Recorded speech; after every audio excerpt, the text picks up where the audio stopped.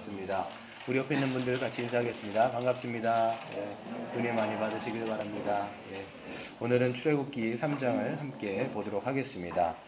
우리 출애굽기 3장을 보면서 이제 1, 2장을 지난 시간에 했는데 잠깐 간략하게 좀 말씀을 드리면 출애굽기는 창세기와 연장선상에 있는 이야기입니다. 그렇기 때문에 출애굽기를 딱 열자마자 야곱의 12아들의 이름들이 쭉 나옵니다. 그 이유가 뭐냐면 창세기랑 연결되어 있다는 얘기를 하고 있는 거예요. 그래서 하나님이 약속하신 그 언약, 내가 너로 말미암아 큰 민족을 바다의 모래와 같이 셀 수 없을 정도로 큰 민족을 이루겠다 했던 그 약속이 지금 출애굽기를 보면 이루어졌다라는 것을 우리는 알 수가 있습니다. 야곱이 70명을 데리고 그 애굽에 갔습니다. 갔는데 거기서 수많은 이제 200만이나 되어지는 사람들로 번성이 되어지지요. 그런데 이제는 세월이 흐릅니다. 그래서 출애굽기 1장은 한 장이지만 거기는 430년이 흘러가는 세월인 거예요. 세기가 몇 세기가 바뀌는 이제 그 시간들의 프레임이 있는 것이죠. 그랬을 때 이제 요셉이 총리로 했을 때가 지나가고 요셉은 끝나고 요셉을 알지 못하는 새로운 왕이 바로가 되어져서 통치를 하게 되는데 그 왕이 요셉을 몰랐을 수가 없어요. 요셉을 모르는 것이 아니라 완전히 새로운 왕조가 세워졌기 때문에 요셉의 그 정치와 요셉의 정책을 다 무시하고 다른 정책을 피는 모습을 보게 되는 것이죠. 우리가 람세스 2세라고 추정되어지는 사람, 지금 추정이라고 생각을 하고 있거든요. 보면 그렇기 때문에 그 바로 왕이 이제 람세스 2세라고 생각해 보면 그 사람이 이제 어떤 정책을 치냐면 요셉 때에는 요셉의 그늘 아래에서 이스라엘 백성들이 아주 평화로운 세월을 보냈습니다. 하지만 이 새로운 바로가 등극하고 났을 때는 상황이 달라져요. 이 이스라엘 백성들을 눈의 가시처럼 여깁니다. 왜 그러냐면 너무 민족들이 많이 번성을 하다 보니까 두려움이 생긴 거예요. 어떤 두려움이 생기냐면 이 사람들이 너무 숫자가 많아지니까 결국은 우리의 대적과 결탁하여 전쟁을 일으켜서 그들이 이 애굽 땅에서 벗어날 것이다 라고 하는 그런 두려움을 갖게 되는 것이죠. 그러니까 이제 어떻게 하겠어요? 억압하겠죠. 노예로 삼습니다. 그런 다음에 그들을 가만두는 것이 아니라 세 가지 정책을 써가지고 이 이스라엘 백성들을 누르려고 하는 거예요. 계속 밟으려고 하는 거죠. 첫 번째 정책이 뭐냐면 엄청난 노역을 시킵니다. 무거운 짐을 지게 해가지고 이들로 하여금 번성하지 못하도록 하는 거예요. 그러니까 이제 그 당시 이제 국고성이라고 하는데 이제 국고성은 식량을 저장하는 그런 성입니다. 근데 식량만 저장하는 그런 성이 아니라 이 성을 지으려면 도시 전체를 세팅을 해야 돼요. 이 제반 시설을 다 깔아야 되다 보니까 이건 엄청난 큰 사업이었다는 것이죠. 거기에 이스라엘 백성들을 다 투입해가지고 거기에서 벽돌을 굽게 하고 벽돌을 나르게 하고 그 다음에 성을 쌓게 하고 다리를 만들게 하고 도시를 만들고 이런 엄청난 노역을 하다 보니까 이제 뭡니까 번성할 수가 없는데도 불구하고 어떻게 돼요? 이상하게 막 또 번성을 하는 거예요. 막 엄청나게 번성을 하고 강하여져서 애굽 온 땅에 퍼져나갔다라고 이야기합니다. 그러니까 바로는 이제 어떻게든 두 번째 스텝 2를 쓰는 거죠. 그게 뭐냐면 산파들을 부릅니다. 이 산파 2명을 부르는데 시푸아와 부하라는 여인을 불러가지고 남자아이가 태어나면 죽이라는 거예요. 근데 이 사람들이 어떤 여자였어요? 하나님을 경외하는 여자였기 때문에 그 아이들이 태어나면 살려두는 거예요. 그러니까 부르죠. 왜 너희들 살려두냐? 그랬더니 하는 얘기가 뭐냐면 이스라엘 여자들은 애굽 여자들과는 달리 너무 강하여서 내가 도착하기도 전에 아이들을 먼저 태어난다 이러는 거예요. 그러니까 죽일 수가 없었다라는 거죠. 그랬을 때 하나님께서는 그 두 여인들에게 아무 힘없는 그 두 여인에게 하나님을 경외하는 두 여인에게 은혜를 베풀어 주시고 복을 주셔서 번성하게 하는 축복을 주십니다. 그러니까 이제는 세 번째 안 되니까 세 번째인 거예요. 아예 노골적인 거예요. 두 번째 정책까지는 모르게 한 거예요. 산파들에게 몰래 시킨 거였는데 이제는 아예 군대를 동원하여서 어떻게 하냐면 태어나자마자 너희들 죽이라는 거예요. 안 그러면 내 군대가 너희의 아이들을 죽일 거니까 너희의 손으로 나일강에 던지라는 거예요. 그래서 수많은 아이들이 그때 그 나일강에 떠내려갔을 거예요. 분명히 이렇게 쭉 떠내려가는 거죠. 근데 하나님께서는 아마 많이 죽었을 텐데 하나님께서는 나중에 결국 어떻게 하시냐면 바로가 그 이스라엘 아이들을 죽였잖아요. 나중에는 10번째 재앙 때 어떻게 하세요? 애굽에 있는 장자를 싹 죽이죠. 심판이 그게. 그리고 그 아이들을 죽였던 군대들도 어떻게 하냐면 홍해 바다에서 수장을 시켜버립니다. 그게 하나님의 심판이었던 것이죠. 그런데 여기서 보면 그래도 안 되는 거예요. 결국은 어떻게 되냐면 그렇게 아이들을 떠나보내는데 2장에 보시면 이제 모세의 엄마 아빠가 나옵니다. 아이가 태어났는데 너무 잘생겼어요. 그러니까 이제 숨기고 이제 케어해갖고 돌보는데 애가 더 이상 숨길 수가 없는 거예요. 이제 지켜보면 이제 다 큰일 나니까 아이를 눈물을 머금고 나일강에다가 떠내 보냅니다. 떠내려 보낸 게 아니라 보면 이제 거기 봅니다. 갈대 상자에다가 이제 역청을 칠해갖고 아이를 담은 다음에 갈대에다가 놓아둔 거예요. 던지라 그랬는데 놓아둔 거예요. 그렇죠? 그랬을 때 이제 모세의 누이 미리암이 멀리서 지켜봅니다. 그랬을 때 마침 누가 지나갑니까?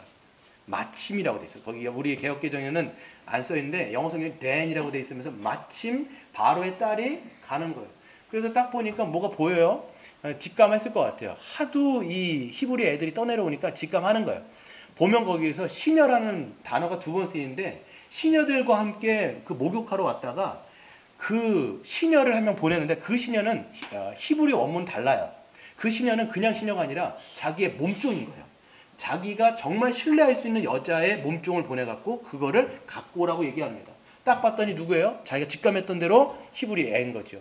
불쌍한 마음을 먹습니다. 그리고 그 아이를 자기의 궁에 데리고 가고 키우는 거예요. 그 사람의 그 아이의 이름을 뭐라고 지어줍니까? 모세 얘기해줍니다. 모세는 뭐냐면 사실 건짐받은 자잖아요. 근데 그 뜻이 뭐냐면 건져낼 자라는 거예요. 원래 사실 자기가 건짐받았으면 건짐받은 자여야 되는데 이름이 건지는 자예요. 뭐예요? 바로 이스라엘 백성들을 바로의 손에서부터 건져낼 자라는 것을 이름에서부터 하나님께서 명하여 주시는 것을 우리가 볼 수가 있는 거죠. 잘 보시면요. 하나님은 그 바로는요. 끝까지 어떤 방법을 써서라도 하나님의 계획을 막으려고 하고 있습니다. 그런데 하나님은 보면요. 비웃고 있는 거예요. 참 네가 참 아주 꼴값을 떤다 이렇게 하면서 비웃으시며 시편의 2편을 보면요. 그 왕들이 하는 것을 비웃으시며 하나님의 계획을 그냥 이루시고 성취하시는 거예요. 목적할 바대로 그냥 가는 거예요. 지금 보세요. 바로에게는 원수인데 그 원수를 지금 어디서 키우고 있는 거예요? 자기의 궁 안에서 자기의 턱 밑에서 그 아이를 먹이며 입히며 게다가 그 모든 애굽의 학문을 다 가르치는 거예요.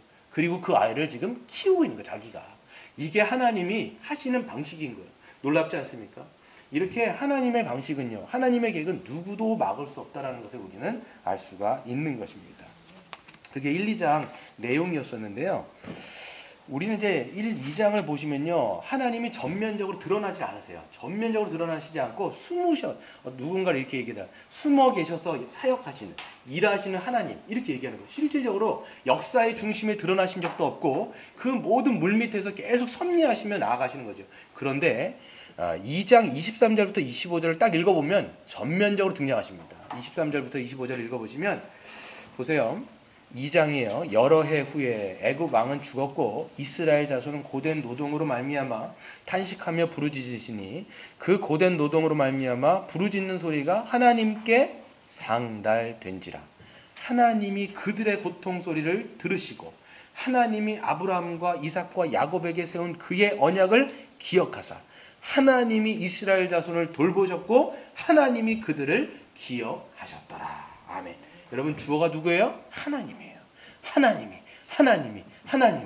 하나님이 기억하시고 돌보셨고 이제는 움직이신다는 거예요. 누군가는 딱 얘기하더라고요. 하나님이 이제는 움직이기 시작했다는 거예요. 역사 가운데 성큼 그의 발자국을 내딛으시면서 그가 전면적으로 일하시면서 그의 사역을 지금 이루시기 위해서 지금 그분이 일어서셨다라고 성경이 이야기하고 있는 겁니다. 그러면서 3장으로 넘어오는데 여기서부터는 특별한 날이에요. 여러분 잘 생각해 보세요. 1장은 한 장인데 수세기가 흘러갑니다. 400년이 흘러가요. 2장은 한 장인데 거기에서 40년이 흘러갑니다. 그리고 3장부터 맨 마지막 40장까지는 딱 1년 남지 않는 그런 세월인데 쭉 있는 거예요. 굉장히 좀 중요하게 다룬다는 걸 우리는 성경을 통해서 알 수가 있는데 누가 등장합니까? 여기서 바로 모세가 등장합니다. 모세가 지금 나이가 80살이에요. 80세가 되는데 이제 제가 말씀드리진 않았지만 모세가 거기서 궁에 있다가 중간에 어떻게 합니까? 어떤 일이 일어나죠? 살인하는 거예요. 자기의 그 형제들이 자기의 형제를 애굽 사람들이 때리치고 있는 것을 볼 때 마음 가운데 욱하는 마음이 든 거예요. 정의로운 마음이 생겼죠. 그래서 좌우를 살펴가지고 자기의 형제를 치는 그 애굽 사람을 거기서 죽입니다. 그러니까 예전에 그 영화 보셨죠? 이집트 왕자에 보시면 얘가 막 잘 애굽의 왕자로 살다가 갑자기 나는 맞아 히브리 사람이야. 이게 아니에요. 만화가 잘못된 거 사실. 내용이 뭐냐면 태어날 때부터 어머니로부터 자기의 정체성을 배운 거예요. 알고 있었던 거예요.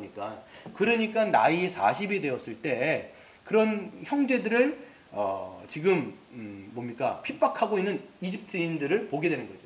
그리고 그를 때려 죽이는 것을 보게 됩니다. 여기서도 우리가 알 수 있는데 이 모세가 결국 어떤 사역을 할 것인지를 미리 보여주는 거예요. 그런데 다음날 어떤 일이 벌어져요. 또 자기네 형제들, 여기서 보면 동포라고 얘기해. 형제들이 싸우고 있는 거예요. 그거를 말리려고 하죠. 그랬을 때 사람들이 뭐라고 얘기해요?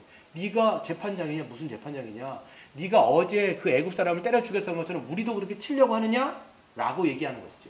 여기서 알 수가 있는 게 뭐냐면 모세가 결국은 하나님의 구원의 역사 가운데 쓰임을 받을 거지만 그 형제들에게 어떻게 될까요? 형제들에게 뭐라고 할까요?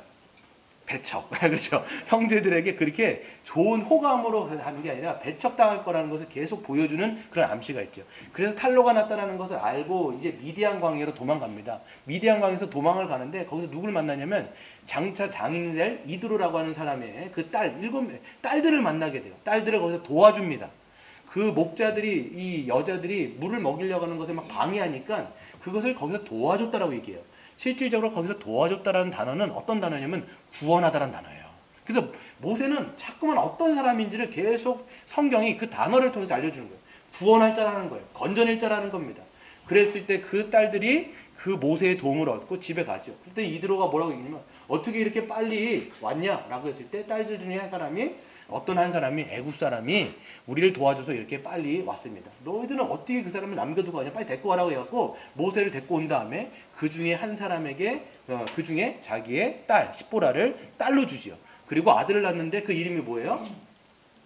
바로 게르솜이라고 하는 이방에서 내가 객이 되었다라는 거예요. 여러분 잘 생각해 보세요. 왕자였다가 한순간에 이게 완전히 양치기가 되는 거예요. 그래서 거기서 몇 년을 삽니까? 40년을 양치기로 양궁뎅이만 양똥만 치다가 사람이 그렇게 된 거예요. 양똥만 그러니까 하나님이 그를 낮추시고 하나님이 쓸만한 사실 하나님이 쓸만한 사람은요 마음이 낮아진 사람이거든요. 그런 사람을 지금 3장에서 부르시는 장면이 이제 3장에서 나오는 것이죠. 3장 1절을 보세요. 보시면 모세가 그의 장인 미디안 제사장 이드로의 양떼를 치더니 그 떼를 광야 서쪽으로 인도하여 하나님의 산 호렙에 이르렀다라는 겁니다. 지금요 40년 동안 양만 친 거예요. 이제 왕자라는 건 기억도 나지 않습니다. 전에 자기가 뭐 했는지 기억도 안 나요. 그냥 양만 치는 그런 목동인 거예요. 그래서 평일처럼 어느 서쪽으로 가다 보니까 하나님의 산인데 지금 모세가 하나님의 산이라고 알지 못해요. 그냥 이건 지금 저자가 그렇게 얘기를 하는 거예요. 모세는 모릅니다. 그런데 갔는데 그렇게 평범했던 그 모세에게 특별한 날이 찾아오는 거예요. 여러분 우리도 마찬가지입니다. 평범한 날을 가다 보면요 특별한 날이 찾아오는 거예요, 여러분. 그러니까 특별한 날은 그냥 특별한 날이 아니라 하나님이 찾아오신 날이 특별한 날이 되는 건데 오늘 모세에게도 그런 역사가 일어나는 것이죠. 그러면 보니까 어떤 게 보이냐면 딱 보니까 뭐가 보여요? 가시떨기가 보여요. 가시떨기 나무가 보이는데 그게 불에 막 타고 있는 거예요. 가시떨기는요 침엽수림입니다. 잎사귀가 굉장히 작은 거예요. 쪼핏한 거예요. 그러니까 불이 붙으면 확 사그라들 수밖에 없는데 계속 그게 타고 있는 것을 보는 것이죠. 그러니까 모세가 이상하다 생각해갖고 그것을 가까이 가서 보려고 하는데 거기서 말씀하십니다. 뭐라고 말씀하세요? 모세야 두 번 말씀하세요. 하나님은 늘 두 번 부르신 거 아시죠? 하도 정의만 해요. 모세야 두 번 부르시는데 모세가 그것을 듣고 네 제가 여기 있습니다 이렇게 말합니다. 그럴 때 다시 가까이 가려고 했을 때 하나님이 막으세요. 뭐라고 하세요? 네가 선 땅은 거룩한 땅이니 네가 신발을 벗어라 이렇게 얘기해요. 그러니까 여러분 잘 생각해 보시면 이것 때문에 뭐 강대상에다가 뭐 이렇게 이런 얘기를 하시는데 그게 아니에요. 지금 땅이 거룩한 게 아니에요. 지금 거기서 보면 지금 불은 뭘 상징할까요? 하나님의 임재를 상징하는 거. 지금 하나님이 그 땅 가운데 거기에 임하신 거예요. 근데 만약에 모르고 모세가 그냥 달려들었어요. 모세 어떻게 될까요? 그 자리에서 죽습니다, 여러분. 거룩한 하나님을 그 임재 가운데 들어가는 자는 그냥 다 죽는 거예요. 그러니까 하나님께서 그것을 저지하시고 모세에게 그것 가운데 들어오지 말으라고 하나님께서 사실 경고를 하신 걸로 우리는 볼 수가 있습니다. 그러면서 말씀하신 게 뭐냐면 나는 내 조상의 하나님, 아브라함의 하나님, 이삭의 하나님, 야곱의 하나님이라. 모세가 하나님 배웠기를 두려워하여 얼굴을 가렸다라는 거죠. 그렇죠? 거룩하신 하나님을 봤기 때문에 그는 엎드렸을 거예요. 그냥 뭐 서서 눈을 가렸겠습니까? 그냥 납작 엎드려가지고 눈을 가리며 하나님의 그 거룩하심을 보지 못하는 모습을 보게 되는 것입니다. 그랬을 때 하나님께서는 뭐라고 말씀하시냐면 그를 부르실 뿐만 아니라 왜 불러주셨는지를 말씀하세요. 우리 한번 7절 8절 한번 읽어볼까요? 시작.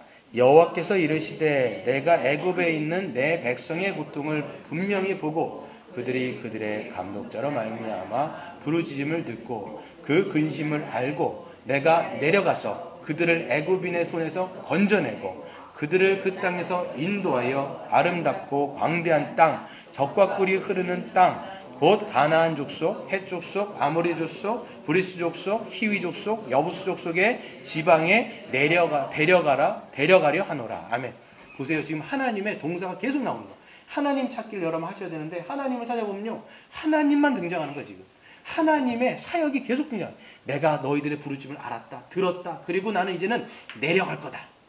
그리고 너희를 인도하여 낼 것이고 건져내고 인도하여서 결국은 그 아름다운 땅, 내가 너희 조상에게 그 430년 전에 약속했던 그 땅으로 너희를 반드시 데려갈 것이다 라고 하나님의 구원의 그 약속을 천명하시는 모습을 우리는 보게 되는 것이죠. 여기서 먼저 우리는 좀 한 가지 놓고 살펴볼 게 있는데 지금 이스라엘 백성들이 구원받기 이전의 상태를 좀 우리는 살펴봐야 돼요. 구원받기 이전에 430년 동안 그 애굽에서 종살이하면서 어떤 나날들을 보냈을까 우리는 좀 생각해 봐야 됩니다. 아주 고통스러운 나날들을 보냈을 겁니다. 바로의 압제와 그 고통스러운 나날을 보냈을 때 그들은 바로의 손아귀 안에서 결코 자신의 힘으로는 벗어날 수 없는 거예요. 그저 당하며 고통 가운데 부르짖을 수밖에 없는 것이죠.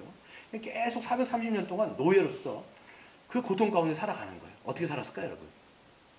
이 이스라엘 백성들이 그 고통, 구원받기 전에 부르짖었다라는 거예요. 하나님이 그 부르짖음을 들었다는데 그 부르짖음이 얼마나 컸는지, 얼마나 그들이 비참하게 살았는지 생각해보면 이 사람들은요, 노예로 살면서 그 고된 노동을 하잖아요. 눈을 뜨자마자 강제로 징용을 당하는 거예요. 그래서 일터로 끌려갑니다. 일터로 끌려가고 어떻게 해요? 벽돌을 굽는데 흙을 이겨가지고 흙을 빚어가지고 뭘 만들어요? 벽돌을 만드는 거예요. 벽돌을 만들어 놓고 그것을 한 켠에서 쌓아놓게 되어지면 누군가는 그것들을 계속 나르는 거죠. 만들면 메어가갖고 그거를 갖다 놓는 것이죠. 그리고 거기다가 그 벽돌들을 차곡차곡 쌓아놓는 거예요. 계속 쌓는 겁니다. 성을 쌓는 거예요. 성을 쌓고. 그리고 뭐 성전만 쌓겠습니까? 성만 쌓겠습니까? 국구성 막 이외에 여러 가지 것들을 이제 쌓는 거죠. 다리도 만들어야 되고 길도 만들어야 되고 여러 가지 땅도 파야 되고 이러면서 이 사람들이 목축업을 하는 사람들인데 농업까지도 했다라고 성경에 쓰여 있어요. 그러니까 얼마나 고된 노동이에요. 그러니까 이 사람들은 쉴 시간이 없는 거예요. 한 번 허리를 펴갖고 하늘을 볼 시간도 없이 잠깐 점심에 밥을 먹고 나면 또다시 그런 노역에 시달리는 거예요. 그리고 밤이 되어지잖아요. 그럼 감독자들을 탁 놓습니다. 감독자들이 불을 켜놓게 한 다음에 똑같은 일들을 반복해서 그 노역의 그 순환까지 계속하는 거예요. 그러면 이제 어떻게 되겠어요? 녹초가 돼갖고 집에 와갖고 자는 거죠. 그런데 다시 눈을 뜨면 또 뭐가 되겠어요? 그 일을 또 다시 하는 거예요. 벽돌 굽고 쌓고 만들고 또 짓고 이렇게 하면서 이런 나날을 430년을 계속 매일매일 살아가는 거죠. 이 사람들의 삶은요, 살기 위해 어떻게 사는 것처럼 살아가는 것이 아니라 죽지 못해 살아가는 거예요. 우리가 왜 살까? 우리의 삶의 목적은 무엇인가? 삶의 이유는 무엇인가? 이런 거를 물어볼 겨를이 없어요. 하나님이 살아계신가? 하나님이 왜 우리를 부르셨을까? 하나님의 존재를 생각할 여력도 없이 날마다 자기가 뭘 생각하냐면 왜 사는지가 아니라 어떻게 하면 살아남을 수 있을까? 생존을 생각하는 거예요. 그럼 우리 마찬가지입니다. 이것이 여러분 바로 사탄의 압제 아래에 숨도 쉬지 못하며 고통 가운데 살아가는 자들의 모습이에요. 사단은 우리로 아무 목적도 소망도 없이 땅만 보며 살아가게 만듭니다. 하나님이 주신 생명력 넘치는 삶이 아니라 죽지 못해 살아가는 거예요. 잘 생각해 보세요. 하루하루를 살아갈 때 여러분 물어본 적 있으세요? 나는 왜 살아가느냐? 하나님이 나를 부르셨고 하나님이 나를 세우셨는데 나는 무엇을 위하여 어떤 목적을 가지고 나는 살아가고 있는가로 여러분 사세요? 아니면 그냥 하루를 그냥 죽지 못해 살아갑니까? 생존을 위해서 살아가는 거 아니에요? 다음날 난 살 수 있을까? 사람들이 보면 하루, 그래서 예수님도 말씀하신 게 뭐냐면 너희는 무엇을 입을까, 무엇을 먹을까, 무엇을 마실까 이것을 걱정하지 말으라 그랬는데 우리는 날마다 그런 걱정인 거예요. 무엇을 먹을까, 무엇을 입을까, 무엇을 마실까. 삶의 목적을 우리가 고민하여서 질문하는 게 아니라 여러분 늘 보면 서바이벌인 거예요. 생존을 위해서 살아가는 거예요. 이건 여러분 사는 것처럼 살아가는 게 아니라 이거는 죽지 못해 사는 거예요. 이게 죽지 못해 사는 거예요. 그래서 여러분 이거는요 하나님이 우리를 생명을 넣어주시고 생명 가운데 살아가는 것이 아니라 육체로 살아가는 거예요. 성경은 뭐라고 하냐면 육체로 산다는 거예요. 그게 육체로 살아가는 거예요. 근데 여러분 잘 생각해 보시면 이런 육적인 삶을 우리는 끊고 싶은 거예요. 여기서 벗어나고 싶은 거예요. 정말 사는 것처럼 살고 싶은 거예요. 그런데 사는 것처럼 살고 싶은데 이게 안 되는 거예요. 사단은요 꽉 이거를 움켜쥐고 있어가지고 그 악순환 가운데서 벗어나지 못하게 만드는 거예요. 그 사람들은 숨도 못 쉬면서도 빠져나오고 싶은데 그 삶에서 벗어나지 못하는 거예요. 그게 여러분 사단에게 종된 인간의 모습들이라는 거예요. 여러분 어떻습니까? 여러분 벗어났습니까 여러분? 벗어나셨어요? 네. 우리는 벗어날 수 없었을 거예요. 저나 여러분 우리 모두는요 그 사단의 그 소나기에서 벗어날 수 없는데 우리를 벗어나게 하신 것은 누구예요? 바로 예수 그리스도. 여러분 구원이라고 하는 것은요 하나님의 일하신 역사예요. 하나님이 일하시지 않으면 우리는 구원 받을 수가 없습니다. 오늘 보세요. 내가 내려가서 그 손에서 건져내고 그들을 인도하여 내가 그들을 데려갈 것이다. 하나님의 구원은요 하나님이 하시는 거예요. 보세요. 하나님이 행하시는 것이죠. 하나님 어떻게 하세요? 바로의 소나기에 있는 그 이스라엘 백성들을 하나님이 찾아오셔가지고 바로의 손목을 꺾으시고 그 손모가지를 분질러 버리신 다음에 그 소나기를 다 펴가지고 거기 안에 있는 이스라엘 백성들을 끄집어낸 게 구원인 거예요. 여러분 우리의 구원도 마찬가지입니다. 이건 우리의 구원의 모형을 보여주는 것인데 하나님께서는 이 땅 가운데 누구를 보내셨어요? 예수 그리스도를 이 땅에 보내주시고 그리고 그를 우리의 죄를 위하여 십자가에 죽게 만드시고 그 다음에 우리를 사망의 권세에서 건져내시기 위해서 그를 생명으로 부활케 하셔서 사단이 거머쥐고 있는 이 사망의 권세를 깨트리셔서 거기 안에 있는 우리를 건져내신 다음에 어떻게 하셨어요? 약속하신 성령을 부어주셔서 우리로 하여금 다시 예수의 생명으로 살아갈 수 있는 성령의 인도함을 따라서 생명의 그 기동을 따라서 걸어갈 수 있는 그런 사람으로 우리를 만들어 주신 거예요. 그러니까 여러분 구원은요 우리가 행한 것이 아니에요. 팀 켈러 목사님이 이렇게 이야기합니다. 구원은 복음은 좋은 충고가 아니라는 거예요.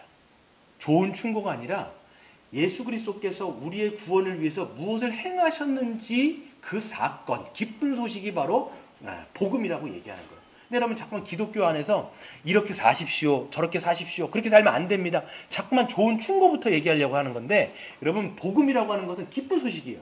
하나님이 여러분의 구원을 위해서 무엇을 행하셨는지 이것을 여러분 믿는 것이 복음을 믿는 거예요. 그러니까 이렇게 살아야지 저렇게 살아가야지가 아니라 믿어야 돼요. 그러니까 먼저 하나님이 나를 위해서 어떤 일들을 행하셨는가 그 십자가를 믿어야 되고 부활을 믿어야 되며 그분의 약속하신 성령을 부어주심을 믿을 때 우리가 하나님께서 원하시는 삶의 방식으로 살아갈 수 있는 거예요. 하나님은 우리를 건져내셨음을 여러분 믿으시길 바랍니다. 그럼 하나님은요 우리를 건져내신 다음에 그냥 진공 상태로 내버려 두신 게 아니에요. 오늘 말씀해 보세요.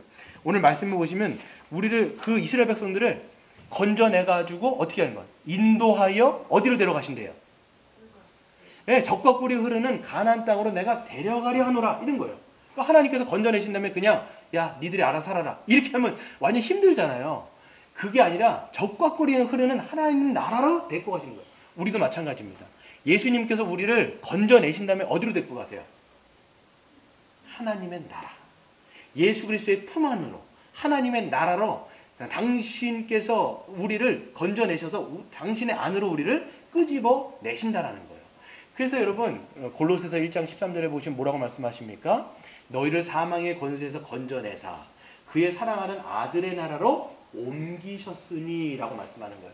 그러니까 여러분 이제는요 우리는 여러분이 참된 그리스도를 믿음으로 사단의 나라에서 건짐을 받았더라면 이제는 누구의 나라에 있는 거예요? 하나님 나라에서 주님의 은혜로운 통치를 받고 있는 거예요. 사단은요 계속 사망의 통치를 합니다. 여러분에게 자꾸만 죄로 통치를 하는 거예요. 여러분 자꾸만 묶어내는 거예요. 여러분을 옥죄어가지고 끊임없이 자기의 노예로 비참하게 살도록 만드는 거에 사단의 통치라면 하나님의 통치는 완전 달라요. 어떤 통치예요? 은혜의 통치예요. 생명의 통치예요. 복과 안식의 통치예요. 그러면 그 통치를 받으면 받을수록 우리는 어떤 삶을 살 수 있을까요? 복된 삶, 안식 있는 삶, 사랑이 넘치는 삶. 그렇기 때문에 이제는 더 주님 앞에 의에 줄이고 목마르면서 주님을 닮아가려고 하고 예배하려고 하고 그분을 닮아가려고 하고 그분을 더 사랑하려고 하고 그리고 그분의 사랑이 흘러넘쳐서 이제는 자기를 보는 게 아니라 이제는 다른 사람을 볼 수 있는 여유가 생기는 거예요. 그래서 여러분 자꾸만 우리가 신앙에 그리스도의 통치를 자꾸만 받으면요 이 눈이요 이 땅에서 하늘로 올라가는 거예요. 이게 여러분 복된 통치인 거예요. 이때부터가 여러분 사는 것처럼 사는 거예요. 여러분 나는 왜 살까? 나는 왜 하나님께 나를 왜 불러주셨을까?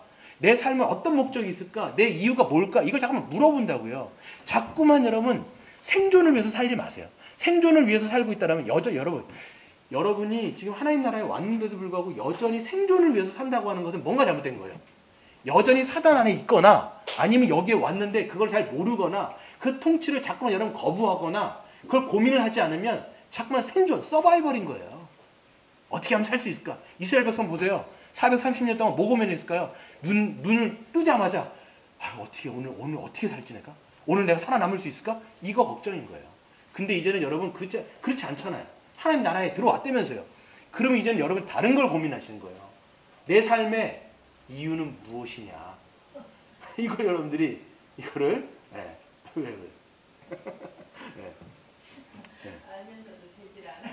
예.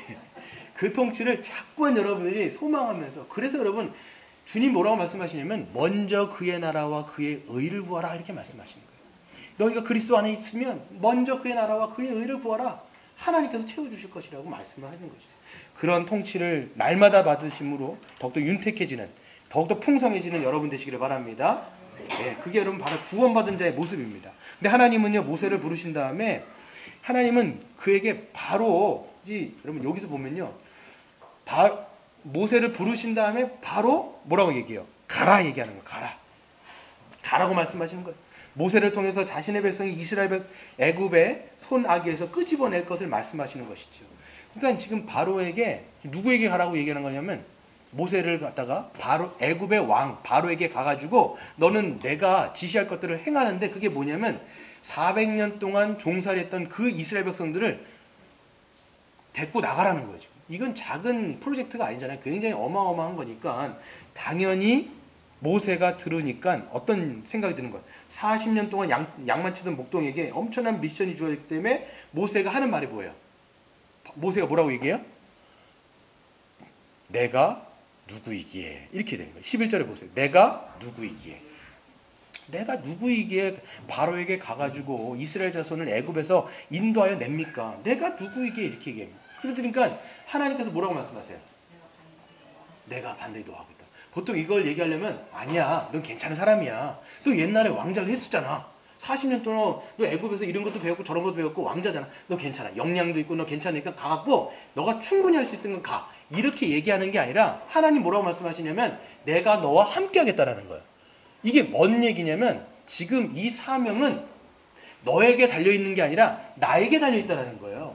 너가 중요한 게 아니라 내가 중요하다는 거예요. 이 사명이라고 하는 것은 네가 이룰 수 있는 일이 아니라는 거예요. 이게 지금 어마어마한 일인 거잖아요. 그 한 민족을 다 끌고 나가고 누가 갖고 내 이거 하나님이 역사하지 않으면 이건 절대로 불가능한 일이기 때문에 이건 네가 하는 일이 아니라 내가 하는 일이니까 너는 그냥 가라 이렇게 얘기하는 거예요. 그러니까 당연히 모세의 측면에서 뭐라고 생각하냐면 그렇죠. 내가 중요한 게 아니라 당신이 중요하죠. 그럼 당신이 중요하다면 당신은 누구십니까? 이렇게 되는 거예요. 그러니까 당신의 이름을 물어본다고요. 당신은 누구십니까? 내가 이스라엘 백성들 가가지고 당신을 좀 소개해야 되는데 누구라고 소개합니까? 라고 얘기했을 때 하나님이 말씀하시는 게 뭐예요? 나는 스스로 있는 자다. 여기서 여러분 하나님의 이름을 딱 계시하시는데 사실 하나님에게는 이름이 있을까요, 없을까요? 이름이 있을 수가 없어요. 여러분, 이름이라고 하는 건 존재인데, 여러분, 존재라고 하는 것은요, 이거 보세요. 이건 컵이다. 이렇게 얘기해요. 이건 컵. 이건 뭐, 이게 뭐 십자가다. 이렇게 얘기하는데, 이거는 물질이죠. 존재에게 이름을 붙인다라고 하는 것은요, 이거를요, 규정하고 한정하는 거예요. 방길산이라고 하면요, 방길산은 누구라고 한정되잖아요. 규정되잖아요. 근데 하나님은요, 그렇게 규정될 분이 않을 만큼 무한하신 분이에요. 그래서 여러분, 믿음의 선배들은 이렇게 이야기합니다. 유한이 무한을 담을 수가 없는 거예요. 그래서 이름을 담을 수가 없어요. 근데 구약에서 보면 이름 보이잖아요. 이름 있죠. 여호와 라파, 여호와 니시, 여호와 삼마 다 있단 말이에요. 그것도 여러분 하나님의 이름이 아니에요. 하나님의 신적인 속성을 조금씩 드러내 보이는 어떤 그 하나님의 신적 속성을 나타내는 것이죠. 그 이름이 될 수가 없는 것이죠. 근데 여기서 스스로 있는 자다라고 얘기하는 건 뭐냐면 나는 한 번도 창조된 적이 없는, 피조된 적이 없는 스스로 있는 분이다라는 거예요. 그렇기 때문에 영원토록 불변하며 그 영원토록 불변하신 분이 약속하신 것은 변할까요? 안 변할까요? 그렇기 때문에 뒤에 나오는 게 뭐냐면 나는 누구냐? 스스로 있는 자다라고 말씀하시면서 너의 하나님, 야곱의 아브라함의 하나님, 이삭의 하나님, 야곱의 하나님, 즉 너희 조상에게 했던 그 언약을 나는 한 번도 까먹은 적 없고 늘 기억하였으며 이제는 그 언약을 반드시 성취할 것이다. 이 말은 뭐예요? 너희의 큰 풍성, 그 민족들을 이제는 끄집어서 어디로 데리고 갔다 가라는 거예요? 가나안 땅으로 난 반드시 데리고 갈 거야. 만 하나님이다라고 선언을 하시는 것이지요. 여러분, 우리는 생각해 봐야 돼요. 하나님 우리를 부르셔서 하나님 나라를 꿈꿀 수 있는 사명에 동참하게 하세요. 성경에는요, 하나님께서 사람들을 부르세요. 부르시는 장면들이 굉장히 많이 나옵니다. 모세만 부르십니까? 아브라함도 부르시고 야곱도 부르시고, 그 다음에 신약에서 보면 베드로도 부르시고 사도 바울도 부르시고 부르신 다음에 그들에게 어떻게 하세요? 사명을 주세요. 여러분, 우리도 마찬가지입니다. 우리가 모세에게는요, 구원받은 동시에 사명을 받은 거예요. 모세에게는. 그러니까 여러분, 소명과 사명은 오늘 이제 이 설교 제목이 뭐냐면 소명과 사명이에요. 우리는 소명이 있으면요, 사명이 반드시 있을 수밖에 없다라는 거예요. 여러분, 우리가 구원받았다면 하나님 앞에 내가 어떻게 살아가야 될지를 고민하지 않을 수가 없어요. 생존이 아니거든요, 이제는요. 하나님의 통치를 받았으면 이제는 하나님 앞에 내가 어떤 삶으로 하나님 앞에 영광을 올려드릴지를 우리는 생각해 볼 수가 있어요. 사명을 모른다면 여전히 육적인 삶에 갇혀 있거나 고민하지 않는 거예요. 그래서 여러분, 잠언서 29장에 보면 이렇게 이야기합니다. 묵시가 없으면 백성이 방자에 행하거니와 율법을 지키는 자는 복이 있느니라. 여기서 보면요, 묵시가 없으면 이라고 했을 때 묵시는 뭐냐면 비전이에요. 여러분, 하나님으로 받은 사명이 없는 사람은요, 방자에 행할 수밖에 없어요. 왜? 삶의 목적이 없거든요. 삶의 이유가 없어요. 그러다 보니까 이렇게 갈까 저렇게 갈까 계속 왔다 갔다 하면서 가벼운 삶을 살아가는 거예요. 여러분, 시편 1편에 보면 뭐라고 돼 있어요? 악인은 뭐예요? 나는 겨와 같이 흔들리는 거예요. 막 나는 겨요. 그냥 날려보면요, 이리 날리고 저리 날리고. 왜 그래요? 무게 중심이 없는 거예요. 왜 그렇습니까? 하나님 앞에 받은 사명과 비전이 없으니까 자꾸만 이렇게 살까 저렇게 살까, 이게 아무것도 잡히는 게 없는 거예요. 그러다 보니까 방자히 행할 수밖에 없어요. 여러분, 잘 생각해 보세요. 내 삶 속에 왜 자꾸만 죄를 반복해서 지을까요, 여러분? 왜 그럴까요? 왜 자꾸만 삶 속에서 반복해서 죄를 지을까요? 하나님께 받은 사명을 잘 모르기 때문이에요. 사명자는요, 목적이 있습니다. 목적이 있으면요, 어떻게 살아가야 할지 자기가 아는 거예요. 알기 때문에 어떻게 가야 되는지 알아요. 그러다 보면 어떻게 돼요? 죄에 대해서는 자꾸만 멀리하게 되는데, 그게 없다 보면 자기의 몸을 자꾸만 아무데나 내버려 두는 거예요. 그래서 여러분, 자꾸만 나는 죄를 짓기 싫은데 또 자꾸만 죄를 짓는 거예요. 사명을 발견하시는 여러분 되시길 바랍니다. 사명은 여러분 그냥 있는 게 아니라 교회의 사명이 여러분 주어지는 거예요. 여러분, 교회의 사명 얼마나 많습니까? 여러분, 하나님께서 여러분에게 모든 성도에게는 은사가 있다 없다? 있어요. 모든 사람들에게는 다 은사가 있기 때문에 그 은사를 내가 어떻게 내 옆에 있는 지체들을 위해서 쓰며 살아갈까를 고민하다 보면 사명이 거기서 생겨나는 거예요. 그 사명을 발견할 수 있는 것이죠. 한 가지 더 물어봐야 돼요. 그러면 하나님께서는 왜 우리 같은 사람들을 사용하실까요? 왜 사용하실까요? 사실 말해서 하나님이 우리와 함께 일하시는 게 편할까요? 아니면 하나님이 혼자 그냥 막 역사하시는 게 편할까요? 혼자 역사하시는 게 편하세요. 모세가도요, 보면요. 모세 없이 그냥 하나님이 친히 가셔가지고 이스라엘 백성들을 건져내신 게 수월하단 말이에요. 모세는요, 뒤에 나중에 사장에 보면요, 가라, 막, 아유, 못 갑니다, 가라, 못 갑니다. 전 말을 못 합니다. 네 형 아람 붙여줄게. 그래도 못 갑니다. 입이 저는 뻣뻣합니다. 계속 그래요. 그러다가 하나님께 가라고 하는데 나중에 또 안 가요. 하나님이 뚜껑이 한번 열려요. 확 뚜껑이 열린 다음에 하나님이 노를 바라시며 막 하는 거예요. 지금 내가 사역하는 나를 통해서 내가 너에게 역사할 거니까 넌 그냥 가라는 건데 못 가는 거예요. 그러니까 모세는요, 그런 사람인 거예요. 그런 사람인 거예요. 우리도 마찬가지예요. 하나님이 우리 같은 무능력한 자와 함께 일하시려면요, 하나님 답답해서 죽으실 거예요. 하나님은 죽질 않으시면 괜찮은데 답답하신 거예요. 우리랑 같이 사역하시려니까. 얼마나 힘드시겠어요, 여러분. 무식하지요. 뭐 또 역량도 안 되죠. 믿음도 없지요. 그러니까 우리 같은 사람하고 하려면 너무 답답한 거예요. 그럼에도 불구하고 왜 우리 같은 사람하고 함께 동역하기를 원하실까요? 네, 영광 받으시길 위해서. 뿐만 아니라 우리로 하여금 하나님을 경험하고 하나님의 영광에 동참시켜 주시려는 거예요. 그러니까 여러분, 사명은요, 하나님을 경험하는 아주 큰 길인 거예요. 복이라는 걸 복. 하나님의 일을 감당하면 감당할수록 뭘 경험하게 될까요? 하나님의 능력을 경험합니다. 하나님의 역사를 경험해요. 하나님의 영광을 경험합니다. 그렇기 때문에 사역을 하면 할수록 하나님을 더 알게 돼요. 그러니까 여러분에겐 복인 거예요. 여러분, 모세를 보세요. 모세가 아무것도 한 게 없어요. 가자마자 하나님이 시킨 그냥 하는 거예요. 근데 문제에 봉착했어요. 하나님께서 뭐라고 말씀하세요? 짝대기 들어라. 그랬더니 어떻게 해요?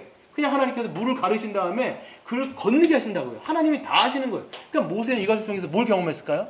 하나님이 얼마나 크신 분인지를 스스로가 경험하는 거예요. 이게 여러분, 하나님께서 우리에게 사명을 주신 목적인 거예요. 그래서 여러분, 사명을 감당하면 감당할수록, 제가 우리 교회도 마찬가지인 것 같아요. 야, 어떻게 나 같은 사람에게 이런 교회를 맡겨주실까? 정말 자격이 없다라는 생각이 늘 들어요. 저는 솔직히 말해서 리더십도 별로고 이것도 별로고 여러 가지 정말 문제투성이고 이런데 어떻게 나 같은 사람을 하나님께서 이렇게 쓰실까 보면요, 저를 위한 거예요. 이게 보면 하면 할수록 뭐가 보이냐면 하나님의 영광이 드러나는 거예요. 여러분, 어떻게 우리 교회가 이렇게 점점 말씀으로 세워집니까? 제가 하는 게 아니잖아요. 사실 말해서 제가 하는 건요, 어떻게 보면요, 돌 같은 걸 심는 거예요. 정말 말도 안 되는 걸 심는데 이걸 하나님께서 역사하셔갖고 여러분 생명 가운데 여러분 안에서 역사하게 하시는 성령이 계신 거예요. 그래서 우리로 하여금 하나님을 알게 하고 예배하게 하고 또 하나님의 말씀대로 순종하며 살아가게 만드는 거는 하나님이시지 제가 아니란 말이에요. 그러면서 저는 더 하나님을 경험하게 되는 거예요. 아, 하나님 역사하시는구나. 하나님이 열매 맺게 하시는 게 맞네 라는 것을 제가 더 알게 되는 것이죠. 여러분, 그러니까 이거는 여러분 자신을 위한 거예요. 또 두 번째는 뭐냐면, 한 가지는 뭐냐, 이거는 하나님의 사명을 감당하면 감당할수록 뭘 알 수 있냐면 하나님의 마음을 알게 돼요. 하나님의 마음을 알게 될 뿐만 아니라 하나님의 성품으로 점점 빚어져 가게 됩니다. 그래서 여러분, 사명을 감당하지 않는 사람은요, 하나님의 마음을 몰라요. 근데 영혼을 품고 영혼을 담당하게 되어지면 계속 그 하나님의 마음을 알게 되는 거죠. 여러분, 모세가 하나님의 마음을 알았을까요? 몰랐을까요? 나중에 알게 됩니다. 네, 알게 돼요. 이스라엘 백성 그 200만을 끄집어서 갖고 데리고 가잖아요. 하나님이 물론 건져서 가는데 이스라엘 백성들이 말을 잘 들어요, 안 들어요? 엄청 안 들어요. 그냥 뻑하면 불평하고 뻑하면 뭐 이게 불평과 원망이 이게 자자한 거예요. 그러다 보니까 하도 이 모세를 원망하고 불평하니까 나중에 하나님 앞에 하소연을 하는 거예요. 하나님, 내가 이 백성들 내가 낳았습니까? 내가 이 백성들 내가 어떻게 이 백성들을 낳은 것도 아니고 내가 이 사람들을 만든 것도 아니고 왜 나한테 이런 시련을 주십니까? 라고 하면서 하나님의 마음을 알게 되는 거예요. 그러니까 이게 마찬가지예요. 여러분, 우리가 사명을 감당하다 보면 주님의 마음을 아는 거예요. 여러분, 왜 나는 주님의 마음을 알지 못하지? 왜 하나님의 마음을 알지 못하지? 이건요, 사명을 지금 갖지 않는 거예요. 그래서 하나님의 일들을 하면 주님의 마음을 품을 수 있는 거죠. 한 그 교회에서 이런 일이 있었다고요. 한 순장이 있는데 한 조원이 굉장히 말을 안 듣는 조원이 있어요. 순장이 뭔지 아시죠? 리더 있잖아요. 리더, 소그룹의 리더인데 이 조원이 말을 되게 안 듣는 거예요. 그래서 자기 멋대로 하는 거예요. 그래서 한 학기가 지난 다음에 딱 얘기하는데 어떻게 했냐면 그 말 안 듣는 조원을 리더를 시켰어요. 말을 잘 들었을까요? 안 들었을까요? 왜 그러냐면 자기가 리더를 하다 보니까 그 리더의 마음을 알게 된 거예요, 사람이. 아, 리더가 어려운 거구나. 저렇게 조언들이 힘들 때, 이런 마음도 품었겠구나. 내가 저 리더한테 저렇게 한 게 내가 잘못했고. 이렇게 하면서 오히려 그런 마음을 품는 것이죠. 여러분 우리도 마찬가지예요. 이제 여기서도 여러 가지 사명들을 이제 해야 될 거예요. 여러 가지 여러분들이 은사들을 갖고 있고 그랬을 때 맡게 되어지는 것들이 있을 텐데 그럴 때 하나님의 마음을 알게 되어지고 점점 그리스도처럼 우리가 변화되어지는 것을 보게 되는 것이죠. 그래서 여러분 보면 그럼에도 불구하고 우리는 사명을 받을 때 모세처럼 이렇게 이야기합니다. 뭐라고 얘기합니까 여러분? 사명 같은 걸 받으면 못한다고 얘기하죠. 지금 모세 뭐라고 얘기해요? 모세가 뭐라고 얘기해요? 내가 누구이기에? 내가 누구이기에? 여러분 모세는 왜 그런 마음을 먹었을까? 내가 누구이기에? 그런 지금 누구를 보고 있다라는 거야? 자신을 보고 있는 거야. 나를 보니까 자꾸 그런 말이 나오는 거예요. 내가 누구이기에? 하나님 내가 누구이기에 이런 걸 합니까? 그러니까 여러분 잠깐만 우리가 할 때는 나를 보면 두려움이 생깁니다. 나는 아무것도 할 수 없을 것 같은 거예요. 말도 못하고 또 이런 것도 없고 은사도 없는 것 같고. 그런데 여기 이게 뭐냐면 자꾸만 자기를 보기 때문에 자기의 역량과 능력을 주목하기 때문에 두려움을 갖는 것이죠. 어떤 책을 보니까요 이런 책이 있더라고요. 제목만 봤어요. 저도 제목이 이래요. 미안하지만 스트레스가 아니라 겁이 난 겁니다. 이게 뭐냐면 우리는 일상을 살면서 수많은 일들을 직면하게 돼요. 이런 일들 저런 일들 낯선 일들을 직면하게 되어지면 우리는 말끝마다 뭐예요? 어떤 얘기예요? 나 스트레스 받았어. 나 이런 스트레스 받았어. 이렇게 얘기하죠. 근데 솔직히 말하면 그건 스트레스 받은 게 아니라 여러분의 마음에 뭐가 생긴 거예요? 두려운 마음이 생겼다는 거예요. 여러 가지 일들이 상황이 바뀔 때마다 여러분 사명도 마찬가지예요. 사명은요 해본 게 아니라 해보지 않은 거일 수도 있어요. 다른 새로운 영역에 여러분 삶을 맞춰야 된단 말이에요. 그러면 누군가도 섬겨야 되고 이것도 해야 되고 저것도 해야 돼요. 그러면 이게 여러분의 삶의 리듬하고 안 맞는 거예요. 그러면 마음속에 어떤 마음이 생기냐면 두려움이라는 게 확 올라와요. 그럼 여러분 이분 뭐라고 얘기하면 나 스트레스 받았어. 이렇게 되는 거예요. 근데 여러분 이거는 두려움입니다. 근데 왜 두려운 감정이 생기는가 보게 되어지면 이래요. 일이 잘못되면 어떡할까? 손해보면 어떡하지? 결과가 안 좋아서 사람들이 나를 저렇게 능력 없는 사람으로 나를 바라보면 어떡할까? 이런 마음이 자꾸만 마음 가운데 드는 거예요. 사람들의 시선이 의식되고 그래 내가 여기서 실패하면 어떡해? 이런 생각들이 자꾸만 생기다 보니까 뭐가 생기냐면 두려운 마음이 점점 생겨지게 되는 것이죠. 그래서 이 책의 결론에서 보면 뭐라고 되어 있냐면 그 두려움 없애려면 뭐 해야 될까요? 두려움 없애려면 이 책에서 뭐라고 할까요? 명상하고 호흡하래요. 명상을 한 다음에 호흡을 해요. 명상을 하고 자기 마인드 컨트롤을 하는 거예요. 이런 어려운 상황이지만 이런 상황이 지금 나는 아니다 라고 생각을 하면서 잠깐 명상을 하고 쉼 호흡을 그래서 이 무슨 호흡을 하라는 거예요. 호흡을 크게 숨을 막 쉬라는 거예요. 그러면 이런 두려움들이 사라진다 라고 얘기를 하는데 뭐 어느 정도 효과는 볼 수는 있을 거예요. 그런데 여러분 우리가 직면하는 일들 보세요. 모세가 당하는 일들을 보세요. 모세는 어떤 일들을 당하고 있어요? 하나님께서 맡기신 프로젝트가 뭐예요? 자신은 지금 40년 동안 양치기 하고 있어요. 그런데 지금 가고 바로라고 하는 왕에게 가가지고 400년 동안 종살했던 그런 200만 명의 사람들을 지금 끄집어내서 가나안 땅으로 데리고 가야 된다는 거예요. 지금 바로한테 말을 해야 되는 거예요. 한 나라의 제국의 황제한테. 근데 이걸 여러분 명상하고 호흡한다고 될 수 있을까요? 명상하고 명상을 하고 호흡을 한다고 그 두려움이 사라지지가 않겠죠. 이거는요 뭐가 필요할까요? 뭐가 필요할까요? 여러분 두려움이 사라지는 방식이 뭘까요? 기도. 뭐가 비슷한? 믿음이에요. 믿음. 여기서 여러분 우리는요 그냥 일반적인 세상 사람들이 하는 뭐 명상과 호흡으로 여러분 이런 그 효율적으로 되는 게 아니라 실질적으로 여러분 하나님을 믿는 자에게 초월적인 것은 뭐냐? 뭐 그것도 약간 뭐 효과는 보겠지만 진짜 궁극적으로 우리가 성경에서 얘기하는 건 뭐냐? 그 두려움이 사라지는 방식은 뭐냐? 바로 하나님에 대한 믿음을 갖는 거예요. 하나님이 얼마나 크신 분인지를 여러분 알면 우리가 거기서 믿음이 생기는 거죠. 하나님은 그런 분이시구나. 그러니까 여러분 자꾸만 하나님의 크심과 하나님의 광대하심과 그 하나님의 그 무한하신 전능하심을 우리가 알면 알수록 그것을 신뢰하면 신뢰할수록 우리가 그분 앞에 우리의 삶을 드릴 수가 있다는 거예요. 그러니까 여러분 삶에도 물어보셔야 돼요. 나는 하나님을 얼만큼 알고 있는가? 하나님의 크심에 대해서 나는 얼만큼 신뢰하고 있는가? 여러분 생각해 보면요. 문제가 생길 때마다 여러분이 믿고 있는 하나님은 보면요. 제가 믿고 있는 하나님도 보면 때로는 문제보다도 작은 거예요. 문제보다 작다 보니까 그 문제를 해결할 수 있어요, 없어요? 해결할 수가 없는 거예요. 그러다 보니까 거기서 우왕좌왕하며 쩔쩔매면서 사는 거죠. 문제가 터졌을 때 기도하는 사람이 진짜 믿음의 사람이에요. 보면요. 그걸 하나님께 맡기는 사람이거든요. 하나님이 이 모든 것에 뛰어나시는 그 하나님이 우리에게 그 평강을 주실 것이라는 걸 알기 때문에 거기서 우리의 믿음이 증명이 되는 것입니다. 여러분, 우리 마지막으로 한 가지만 말씀드리고 마치도록 하겠습니다. 모세가요, 가긴 하지만 모세의 사역이 순탄할까요? 순탄하지 않을까요? 순탄하지 않아요. 하나님도 말씀하시잖아요. 뭐라고 얘기냐면 너는 가가지고 장로들을 모은 다음에 장로들한테 내가 누가 널 보냈는지를 얘기한 다음에 그러면 장로들이 네 얘기를 들을 거다. 그러면 장로들과 함께 어디로 가야 돼요? 장로들과 함께 어디로 가야 돼요?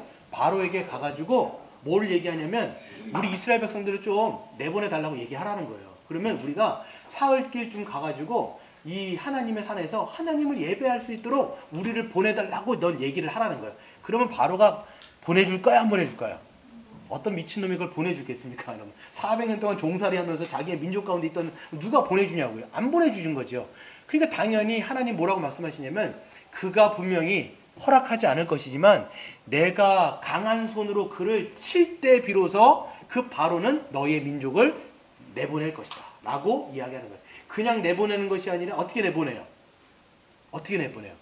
금과 은, 폐물들을 너희들에게 안겨줘갖고 보낼 거라는 거예요. 그건 뭐냐면 400년 동안 했던 노동의 대가를 주는 거예요. 사실 말해서. 그래서 보낼 거라는 거예요. 이게 여러분 우리의 사명에도 똑같습니다. 모세가요 그걸 감당할 때 모든 일이 척척척척 되는 게 아니에요. 그렇죠?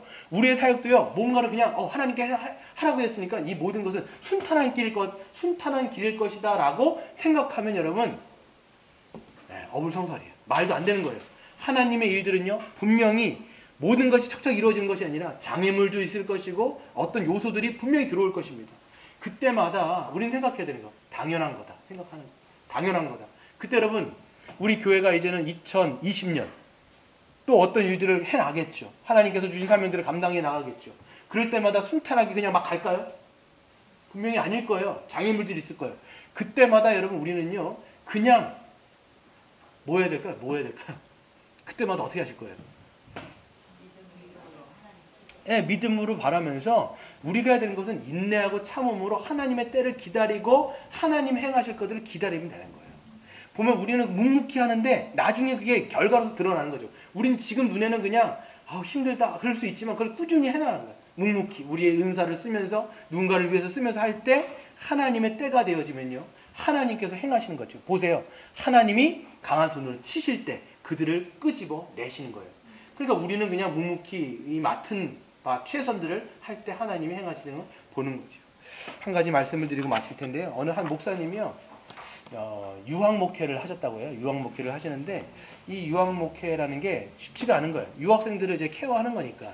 케어하는데 이 사람들은 이제 어차피 한국으로 돌아갈 사람들이잖아요. 그러니까 여기서 쎄 빠지게 막 얘네들을 뭐 케어하고 돌보고 뭐 먹이고 해도 결국 이제 몇 년 후에는 한국으로 돌아가는 거예요. 그러니까 이 목사님 마음 가운데 어떤 생각이 드냐면 내가 이렇게 쎄 빠지게 이렇게 애들을 양육하고 돌보면 뭐하냐. 어차피 갈 건데. 이런 마음 때문에 마음이 좀 어려웠대요. 근데 그런 마음을 먹고 있는데 사람들이 그래도 계속 몰린다는 거예요. 계속 몰린다는 거예요. 알고 보니까 이게 어떻게 됐냐면 오는 사람들이 대부분이 왜 이렇게 왔냐라고 물어보면 한국으로 돌아갔던 사람들 가운데 자꾸만 뭐라고 얘기냐면 반드시 거기 가면 이 교회 가라는 거예요. 그 교회 가면 이런 케어를 받을 수 있고 돌봄을 받을 수 있기 때문에 그 교회 꼭 반드시 가라고 얘기를 해준다는 거예요. 그리고 이분이 이제 안식년이 돼가지고 서울에 갔어요. 한국에 갔는데 한국에 가가지고 딱 그 예전에 자기가 돌봤던 사람들, 케어했던 사람들을 만나는데 어떤 사람들이냐면 어떤 사람들은 사모가 되어져 있고 어떤 사람은 신학생이 돼 있고 어떤 사람은 목사가 되어 있고 또 어떤 사람들은 이제 정말 신실하게 회사를 다니면서도 정말 그 신앙을 지키면서 예전에 배웠던 것들을 그대로 상기하면서 그 신앙의 토대 가운데 아이들이 이제 신앙생활을 하는 모습들을 본 거예요. 이분이 깨달은 거예요. 나는 그냥 던진다고 생각을 했는데 그것을 하나님께서는 반드시 열매를 맺게 하시는구나. 아무것도 흐트러지셔서 이것이 날아가는 것이 없다라는 것들을 그때 한 거예요. 우리도 마찬가지예요, 여러분. 하나님의 이름으로 우리가 무언가를 할 때 그거는 하나님께서 다 카운팅 하시는 거예요. 다 카운팅 하세요. 그리스도의 이름으로 누군가에게 소자에게 우리가 물 한 그릇 주는 것도 하나님은 아신다라는 거예요. 우리가 은밀하게 행하는 모든 것을 하나님은 다 하신다라는 거예요. 그래서 결국은 그 사역 가운데 큰 은혜를 베풀어 주시고 열매를 맺게 해주실 것을 여러분들 기억하시고 그렇게 사역하시는 저와 여러분 되시기를 주의 이름으로 축원드립니다.